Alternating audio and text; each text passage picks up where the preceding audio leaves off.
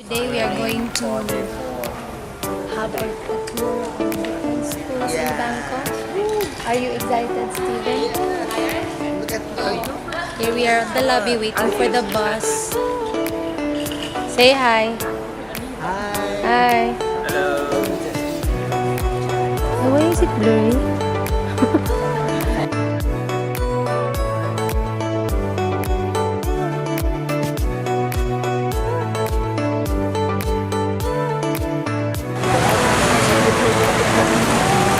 Hello guys. Good morning. Lenny. Hi Dan. How's your paper? Hindi ko pa siya tapos.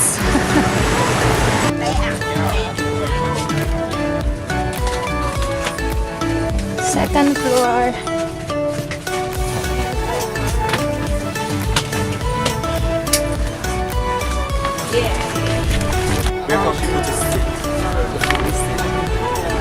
Hello guys.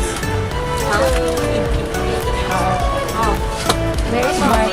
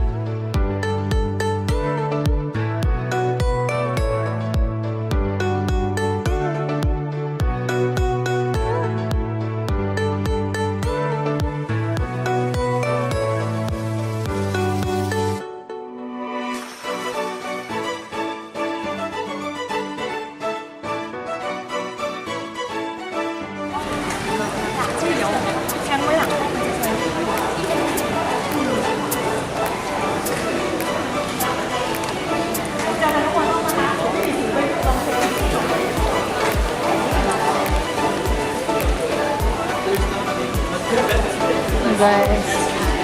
We are in International School of Bangkok. Yes.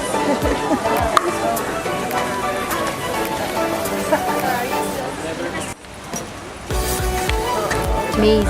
It's like a maze. Lolo. Hola. Yes. Okay.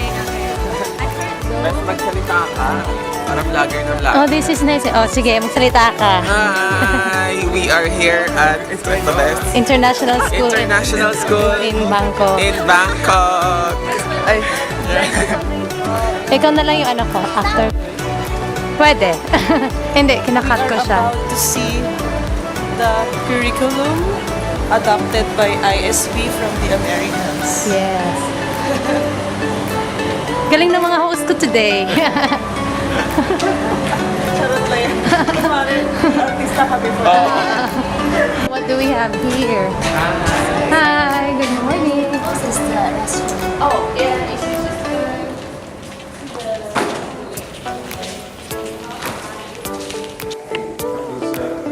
So, nasaan na tayo ngayon?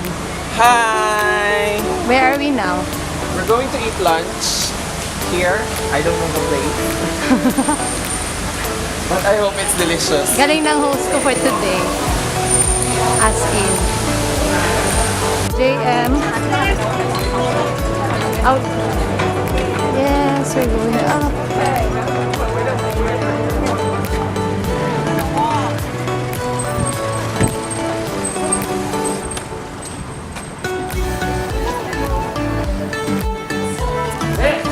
So we are at Our N Vapor Restaurant and Bars. And the table are divided into normal hot, little hot, and no hot.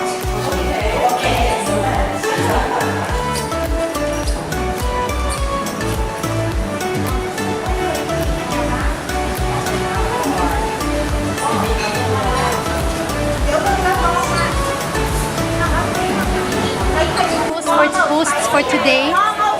What can you say about your experience? The school is so amazing And inspiring. and inspiring. At the same time, that I felt sad for the Philippines. having here now. Sana pinakita rin nila sa atin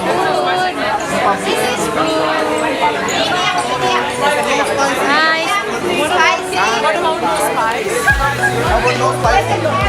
Video.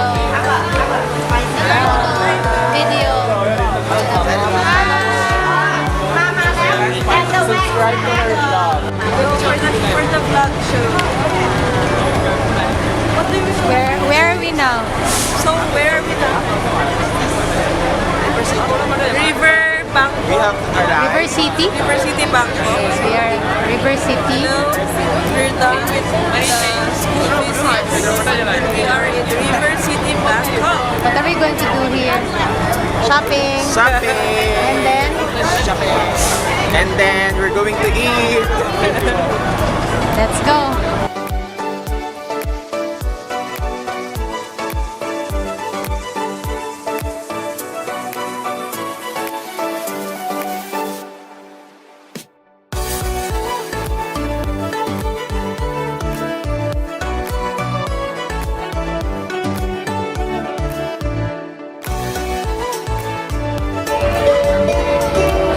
Makakaya ba namin yan ng dalawang araw?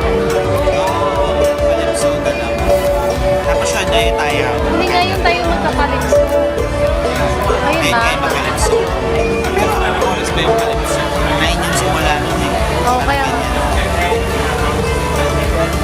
At least yung mga $20 na. Tapos 9 sa loob yung babayaran.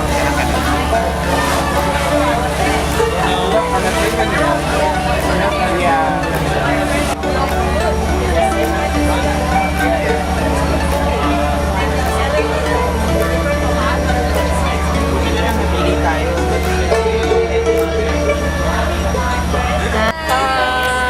it's River.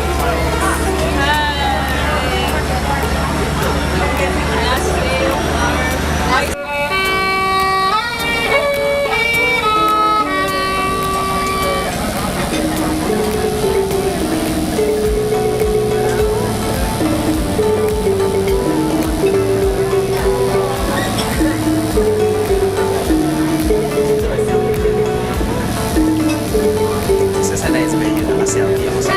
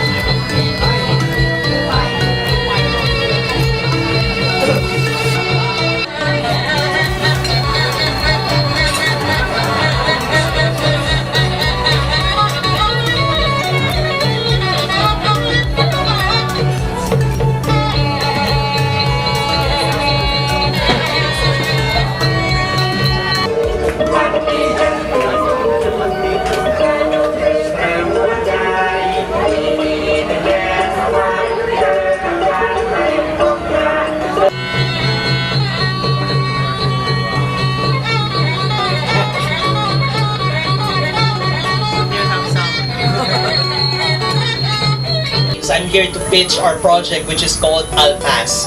Alpas is a Filipino term which means to break free. And that's exactly what we wanted to do, to break free from misinformation. We would like to have learning sessions from 3 different group of islands of the Philippines. The learning session will be composed of forums and information campaign that we will make use of critical thinking to encourage the youth, enable for them to come up with their own advocacies as well.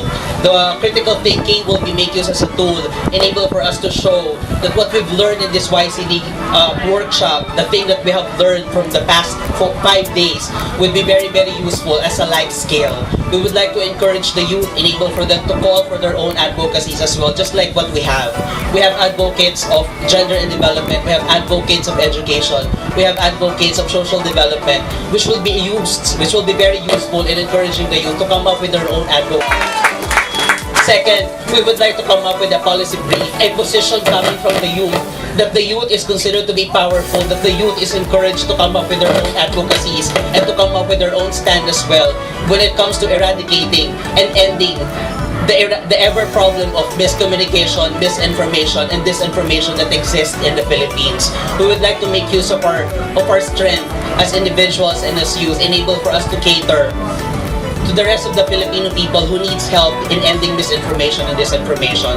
How are we going to end that? We will make use of social media. We will capitalize on the power of the youth. We make use of Twitter, Instagram, Facebook, and the rest that you have never heard before.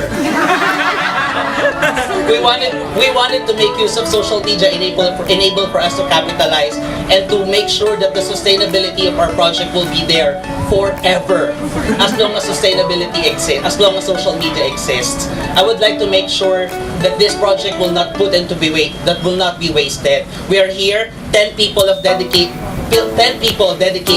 to end this ever problem. I hope that we can extend this pilot project also to the rest of the members of the Southeast Asian members, to the Southeast Asian countries. But I want you to understand that it's very pressing that we end misinformation and disinformation into our country. We would like you to imagine that once we do it, you can also do it to the rest of the countries in South Asia. We would like to say thank you to this opportunity that this grant was actually given to us. We are claiming it now, right, Filipinos?